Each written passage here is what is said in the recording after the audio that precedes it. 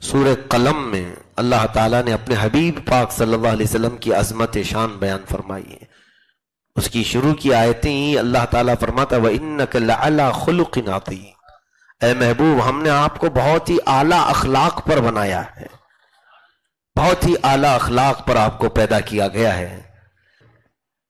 تیرے خلق کو رب نے عظیم کہا، خلق کو رب نے عظیم کہا، تیرے خلق کو رب نے جمیل کیا. کوئی تجھ سا ہوا ہے نہ ہوگا شاہ، تیرے خالق حسن و ادا کی قسم. فاضل بریلوی رحمۃ اللہ تعالی علیہ نے فرمایا رب تبارک و تعالیٰ نے حضور کو جو حسن عطا کیا وہ سب سے زیادہ بہتر، اور جو اخلاق ادا کیا اس جیسے اخلاق کسی کو نہیں ملے. وَأَحْسَنُ مِنْكَ لَمْ تَرَ قَطُّ عَيْنِي وَأَجْمَلُ مِنْكَ لَمْ تَلِدِ النِّسَاءُ خُلِقْتَ مُبَرَّأً مِنْ كُلِّ عَيْبٍ كَأَنَّكَ قَدْ خُلِقْتَ كَمَا تَشَاءُ. ایک صحابی جلیل نے یہ بارگاہ مصطفیٰ میں عرض کیا تھا، اے آقا آپ سے حسین میری آنکھ نے کبھی دیکھا ہی نہیں، اور بلکہ آپ سے زیادہ خوبصورت کسی ماں نے جنا ہی نہیں. آپ کو اللہ نے ہر عیب سے پاک پیدا کیا، ویسی ہی پیدا کیا جیسے آپ کی مرضی ہوگی. یہ رسول کریم صلی اللہ تعالی علیہ وسلم کو بلند اخلاق پر پیدا کیا گیا. یہ بات کب کہی گئی؟ توجہ کہ کفار و مشرکین میں کچھ گستاخ رسول ایسے بھی تھے جو حضور صلی اللہ علیہ وسلم کو مجنون کہتے تھے. مجنون کا مطلب ہوتا ہے پاگل، یعنی جس کا دماغ سلامت نہیں ہے اس کو. تو کفار مکہ حضور صلی اللہ تعالی علیہ وسلم کی قرآن کی آیتیں سن کر آپ کو کہتے تھے وقالوا مجنون، انہوں نے مجنون کہا. اللہ رب العزت رسول کریم صلی اللہ علیہ وسلم پر جب جب بھی کوئی بات آئی ڈیفنس ایسا سخت ہوا ہے، ایسا سخت دفاع ہوا ہے. یہ صرف میرے آقا کی شان ہے کہ ان پر کوئی انگلی اٹھائے تو جواب رب دے رہا ہے، جواب رب تعالیٰ کی طرف سے آتا ہے. کیسے؟ کئی آیتیں ہیں آج تک ہم تلاوت کرتے جا رہے ہیں. ایک بار گستاخی کی ہوگی لیکن لعنت اب قیامت تک ہوتی رہے گی.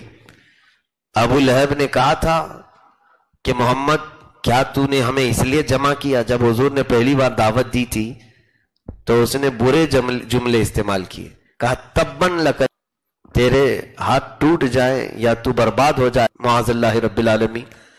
تو اس نے جب یہ جملے کہے، میرے آقا صلی اللہ علیہ وسلم کو پہلی مرتبہ کسی نے نازیبہ جملہ کہا تھا. جہاں اسلام کی دعوت دی گالی پہلی آئی تو حضور کے قلب خاطر پر بہت ہی اثر پڑا. رب تعالیٰ نے آیتیں نازل فرمائی تبت یدا ابی لہب و تب، رب تعالیٰ کی طرف سے نازل ہوئی. اے محبوب آپ کا نہیں، آپ کو برباد ہونے کی بات کر رہا ہے وہ. ابو لہب کے ہاتھ برباد ہو جائے، اسے نہ اس کا مال فائدہ دے نہ اس کی کمائی فائدہ دے، حتیٰ کہ اس کی بیوی حمالۃ الحطب اس کے گلے میں پھندا پڑے گا اور اسی میں مرے گی. یہ سب بشارتیں اس سورے میں آئی، ہو بہو وہی ہوا. چند دنوں کے بعد ابو لہب کے جسم میں اتنے کیڑے پڑ گئے تھے، سڑ گیا تھا، اس کی لاش سڑ گئی. اور پھر اس کو مکہ والوں نے مکہ سے باہر نکالا اس لیے کہ اس کی بیماری کسی کو نہ لگے. ایسی بربادی کہ اس کے ہی بیٹوں نے، 3 بیٹے تھے، انہوں نے گڑھا کھود کر کے ڈال دیا لاش کو مکہ سے باہر، اور اتنے پتھر ڈال دیے کہ کہیں سے اس کی کوئی چیز نظر نہ آئے، اس کی اولاد نہیں. بربادی کس کی ہوئی؟ اللہ رب العزت نے نبی کی طرف اٹھنے والی انگلی کو ہمیشہ دفاع فرمایا اور سخت ترین جواب دیا. اور پھر ایک بار اس ابو لہب نے یہ بھی کہا تھا، حضور کے بیٹے کا انتقال ہوا تو اس نے کہا کہ محمد ابتر ہے. ابتر اقطع کہتے ہیں جس کی نسل کٹی ہوئی ہے. حضور کے کوئی بیٹے نہیں تھے تو اس نے یہ بات کی. اللہ کے حبیب صلی اللہ علیہ وسلم کو ناگوار گزری. رب تعالیٰ نے دفاع کیا، انا اعطینا کل کوثر، اے محبوب ہم نے آپ کو خیر کثیر دیا ہے. فصلی لربک وانحر، آپ اپنے رب کی عبادت کریں، قربانیاں کریں. ان شانئک هو الابتر، اے محبوب آپ نہیں، آپ کا دشمن کٹی ہوئی نسل کا ہے. اور آج تک بتاؤ مجھے ابو لہب کی نسل ہے کہاں؟ ابو جہل کے اولاد کون ہیں؟ کوئی نہیں ہوگا. ہاں رسول کریم صلی اللہ علیہ وسلم کی آل دنیا کے چپے چپے میں پائی جا رہی ہے، سادات کی خوشبوئیں ہر جگہ پر موجود ہیں۔ عزیزان گرامی، اسی طرح سے ایک بار وحی کا سلسلہ رک گیا تھا، کافی دنوں تک وحی نہیں آئی، قرآن کی آیتیں اترنا رک گئی تھی، موقوف ہو گئی تھی، 15 دن 20 دن کے قریب تک کوئی وحی نہیں آئی۔ تو یہ بات پھیلتی ہے، تو کافروں نے یہ بات شروع کر دی، محمد کے رب نے محمد کو چھوڑ دیا۔ حضور صلی اللہ علیہ وسلم کو یہ بات بھی ناگوار گزری۔ جب جب قلب پر آپ کے کوئی اثر پڑا، رب نے پوری آیت یا پوری سورہ اتار دی۔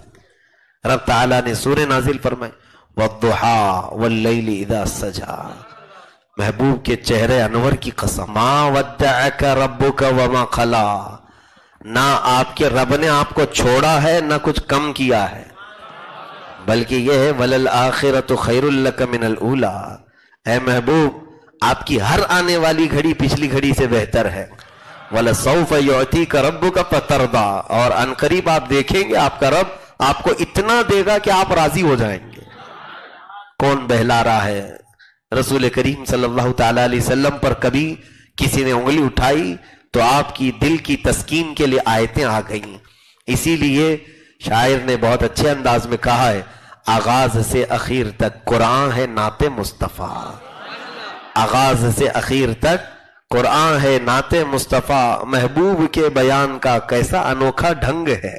آج جو ہم نے آیتیں تلاوت کی، سورہ قلم میں بھی یہی معاملہ ہوا ہے کہ ایک ولید بن مغیرہ نام کا شخص تھا مکہ میں، تو وہ حضور صلی اللہ علیہ وسلم کی بڑی گستاخی کرتا تھا، تو اس نے حضور کو مجنون کہا، حضور کو دیوانہ کہا، کبھی کہا کہ ان کے اوپر مرگی کے اثرات ہوتے ہیں، معاذ اللہ رب العالمین۔ یہ پروپیگنڈا اس نے پھیلایا تو رب کو کب گوارا ہو، اللہ نے اس کی مذمت میں 10 برائیاں گنا دیں، اس کی 10 برائیاں گنا دیں۔ اسی سورہ میں، سورہ قلم میں اللہ تعالیٰ نے گنانا شروع فرمایا، فَلَا تُطِعِ الْمُكَذِّبِينَ وَدُّوا لَوْ تُدْهِنُ فَيُدْهِنُونَ وَلَا تُطِعْ كُلَّ حَلَّافٍ مَّهِينٍ هَمَّازٍ مَّشَّاءٍ بِنَمِيمٍ مَّنَّاعٍ لِّلْخَيْرِ مُعْتَدٍ أَثِيمٍ عُتُلٍّ بَعْدَ ذَلِكَ زَنِيمٍ۔ اللہ تعالیٰ نے جو اس کی برائیاں گنائیں، جھوٹی قسم کھانے والا، حد سے زیادہ بڑھنے والا، لوگوں کو دھوکہ دینے والا، یہ سب گنا کر کے اللہ نے ایک بہت ہی سیکریٹ خرابی بھی اس کی بتا دی، زنا سے پیدا ہونے والا، زنا سے پیدا ہونے والا۔ یہ تو بہت بڑا عیب ہے، کسی کے نسب اور نسل کے بارے میں کہہ دیا جائے۔ جب یہ آیتیں ایک ساتھ اتری تھیں تو صحابہ کرام تو خوشی ہو گئی کہ یہ ولید بن مغیرہ کے لیے آئی ہیں آیتیں، اسی کی طرف اشارہ ہے کہ حضور کو بول رہا تھا بہت، اب لو رب نے جو اندر کی باتیں تھی وہ بھی بیان کر دی۔ تو اسے جب خبر کر دی گئی کہ قرآن میں اب تیرے متعلق آ گئی ہیں آیتیں، اور جتنی تیرے اندر خرابی ہیں وہ سب گنایا، لیکن ہم کو ایک معلوم نہیں تھی، وہ بھی گنا دی گئی ہے۔ اس نے پوچھا کون سی؟ کہا سنا ہے کہ تیرا باپ اصلی نہیں ہے، جس کی طرف تو منسوب کرتا ہے وہ تیرا باپ نہیں، کیونکہ قرآن کہہ رہا ہے کہ تو زنا سے پیدا ہوا۔ وہ بالکل بپھر گیا، غصے میں آیا، کہا کہ قرآن میں جو 9 خرابیاں ہیں وہ تو مجھے لگ رہی ہے کہ میرے اندر ہے، یہ 10ویں تو صرف میری ماں کو ہی معلوم ہوگی۔ وہ دوڑتا ہوا اپنے ماں کے پاس آیا اور اس کو گرا کر کے اس کے سینے پہ بیٹھ گیا، گلے پر ہاتھ رکھ کر کے کہا سچ سچ بتا میں کس کا بیٹا ہوں؟ مغیرہ میرے باپ کا نام ہے جو مشہور ہے، ولید بن مغیرہ، مغیرہ کا بیٹا، تو میرا باپ مغیرہ ہے یا نہیں؟ تو اس کی ماں نے کہا بیٹا تو اب اصلی باپ کا ہوتا تو ماں کے سینے پہ تھوڑی چڑھتا۔ اس عورت نے کہا کہ بات در حقیقت یہ ہے کہ میں ایک چرواہے کے عشق میں مبتلا ہو گئی تھی، تو اس چرواہے سے مجھ سے زنا ہوا، اسی سے حمل ٹھہرا اور تو اسی کا بیٹا ہے۔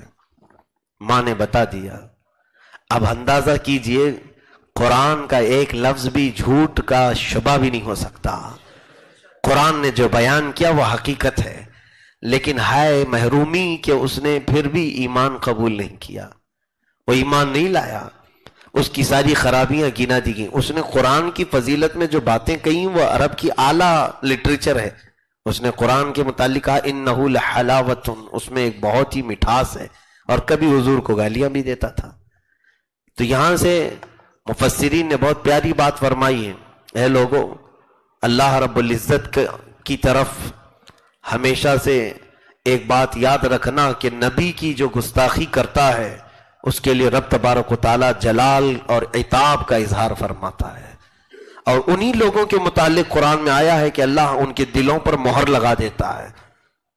نبی کی شان میں توہین کرنے والوں کے دلوں پر مہر لگ جاتی ہے، ان کے کانوں پر پٹی، ان کی آنکھوں پر پٹی لگا دی جاتی، اب انہیں نہ حق دکھائی دیتا ہے، نہ سنائی دیتا ہے، نہ قبول کرنے کی طاقت ہوتی ہے۔ تو یہ بہت ہی بڑا عظیم گناہ ہے۔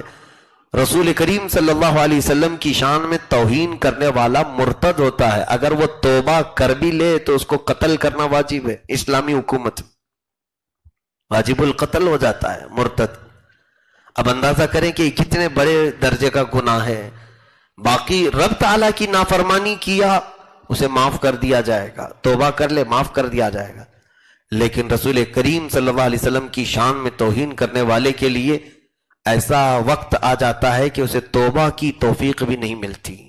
آج اس فارمولے نے، قرآن نے ہمیں یہ بتایا کہ رسول پاک کی گستاخی کرنے والے لوگ حلالی نہیں ہوتے ہیں، حلال نہیں ہوتے۔ حضور صلی اللہ علیہ وسلم کی شان میں بکواس کرنے والوں کی نسل میں خطا ہوتی ہے، ہاں ان کو تحقیق کر کے دیکھ لینا چاہیے، لیکن ہائے افسوس اس سے بڑے بڑے لوگ جن کے نطفے خطا کر گئے ہیں، ایسے بھی لوگ آئے جنہوں نے حضور کو پاگلوں اور بچوں سے مشابہت دی تھی۔ کہا کہ حضور کے علم غیب کی کیا خصوصیت، اتنا علم تو پاگلوں، بچوں، جانوروں سب کو ملا ہوا ہے۔ کسی نے یہ کہا شیطان کو بھی اتنا علم ملا ہے جتنا نبی کو ملا ہے۔ کسی نے یہ کہا کہ حضور کا خیال نماز میں آنا گدھے اور بیل کے خیال سے بدتر ہے۔ یہ وہی ولید بن مغیرہ والی باتیں ہیں۔ اب ان کے متعلق کیا کہا جائے؟ پھر ان کو ہم یہی دعوت دیں گے کہ آپ اگر ماں زندہ ہیں محترمہ تو سوال کریں، جیسے ولید بن مغیرہ نے پوچھا تھا۔ اور جو صحیح النسب ہوتا ہے، حلال طریقے سے دنیا میں آیا ہوتا ہے، اسے خوف بہت ہوتا ہے، خوف اس کے دل پر طاری رہتا ہے، کہیں مجھ سے کفر نہ ہو جائے، کہیں مجھ سے رب ناراض نہ ہو جائے، کہیں میں گر نہ جاؤں، ذلیل نہ ہو جاؤں، اسے خوف ہوتا ہے۔ اور جو ذلیل ہوتا ہے پہلے سے، حرام نطفے سے پیدا ہوا ہے، اسے کسی چیز کا خوف نہیں، نہ خدا کا خوف، نہ رسول کا خوف۔ عزیزان گرامی، یہ رسول کریم صلی اللہ تعالی علیہ وسلم کی شان میں نازل ہونے والی آیات کہ جب بھی کبھی کسی نے دشمنی کی تو جواب کہاں سے آیا؟ مولا کی طرف سے۔ اب یہاں پر ایک اور بات میں بتا دوں، کچھ لوگوں کو بڑا برا لگتا ہے، بڑا برا، کہ سب چیزیں نہیں بولنا چاہیے، ان لوگوں کو اپنے حال پر رہنے دو، ہم کو اپنے حال پر۔ رب تبارک و تعالیٰ بول رہا ہے، اللہ تعالیٰ خود بیان کر رہا ہے، نبی کی شان میں جو بھی انگلی اٹھاتا ہے اس کے خلاف، تو پھر تبت یدا پڑھنا چھوڑ دو گے؟ ابو لہب گستاخ رسول، اس کی مذمت تو ہم قرآن میں کرتے ہی رہتے ہیں، جب تلاوت کر رہے ہیں۔ سورہ والضحیٰ پڑھنا چھوڑ دو گے؟ اس میں رب تبارک و تعالیٰ نے کافروں کا جواب دیا۔ انا آتینا پڑھنا چھوڑ دو گے، جس میں اللہ نے حضور کے دشمن پر لعنت بھیجی کہ آپ کا دشمن ابتر ہے، کٹی ہوئی نسل کا ہے؟ کیا یہ سب چیزیں چھوڑ دیں؟ میرے عزیزو، ہاں مہذب طریقے سے آپ رد کریں۔ ہم لوگوں کے لیے باطل جماعتوں کا رد کرنا بہت ضروری ہے، بہت ضروری ہے۔ بہت سارے چہرے دودھ کی طرح سجے ہوئے ہمارے درمیان موجود ہیں، لیکن ان کے اندر کا کوڑ ہم جانتے ہیں، تو ظاہر سی بات ہے ہمیں وہ بیان کرنا ضروری ہے تاکہ قوم ان کے زہر سے بچ سکے۔ حضور صلی اللہ تعالی علیہ وسلم کی محبت پر ڈاکہ ڈالنے والی قومیں بہت ساری ہیں جو آپ کے اندر سے عظمت رسول نکال لیں گی، محبت رسول ختم کر دیں گی۔ کبھی حضور کے والدین کو تم سے کافر کہلوائیں گی، کبھی حضور صلی اللہ علیہ وسلم کی آل و اطہار پر تم سے لعنت کروائیں گی۔ میرے عزیزو، کیا یہ ڈرانا ہمارے لیے ضروری نہیں؟ اب ہم جو رد کرتے ہیں گستاخان رسول کا، تو یہ رب تبارک و تعالیٰ کی سنت مبارکہ ہے۔